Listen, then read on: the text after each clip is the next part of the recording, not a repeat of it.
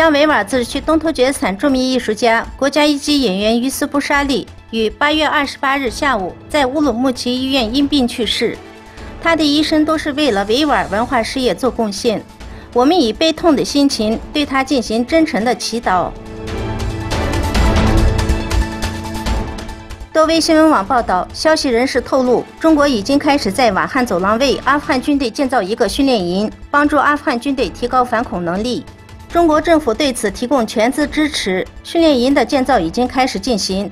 中国将至少派出一个营的部队，一个营通常有500多名军人，携带武器和装备，在那里驻军，并向阿富汗军队提供培训。瓦罕走廊略属阿富汗，是连接东突厥斯坦与阿富汗的狭窄通道。这个训练营坐落于靠近新疆维吾尔自治区东突厥斯坦的区域。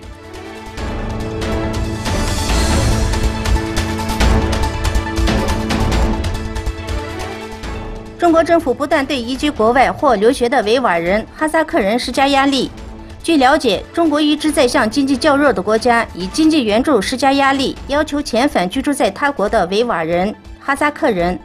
近年来，中国在政治事务上非常活跃。吉尔吉斯斯坦是对中国有高额金融债务的国家之一。居住在吉尔吉斯斯坦的维吾尔商人经常被中共警方无辜抓捕。2017年，埃及就有300多名维吾尔族学生因中共政府的要求被抓捕、拘留，其中许多人被迫遣返回中国。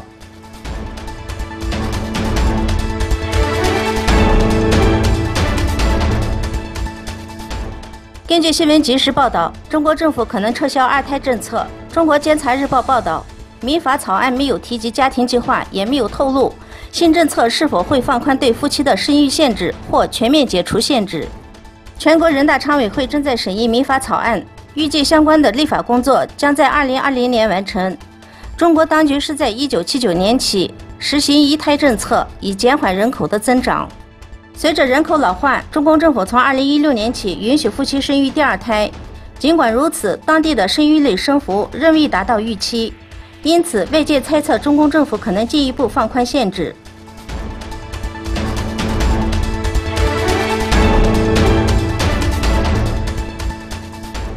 根据路透社报道，当地时间28日，伊朗情报部长马赫穆德·阿拉维表示，情报部的反间谍部门在不同的政府机构逮捕了数十名间谍。此前，伊朗最高领袖哈梅内伊曾表示，有西方间谍渗透到伊朗的决策机构中。目前，伊朗方面没有提供被捕人员的具体身份信息。